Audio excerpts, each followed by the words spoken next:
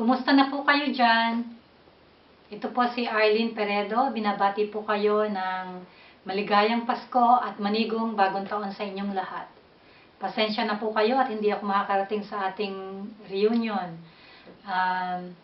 Pero ikain na lang po nyo ako, lalo po ng lechon, leche flan, ano pa po ba yung mga naandyan na basta't tuloy po natin ang saya at kumusta na lang po sa inyong lahat, lalong-lalo na po sa mga classmate natin na talaga pong naghirap halos buwan-buwan para ho mabuo ang pagtitipon na ito.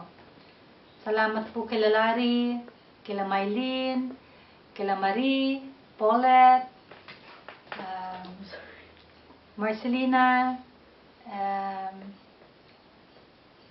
Marie, another Marie, Gemma.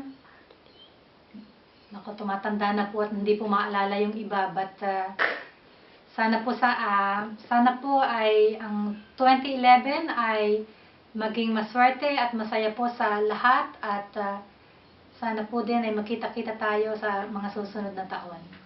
Anyway, binabati ko po kayong lahat na mag-enjoy po tayong lahat sa pagsasama na ito at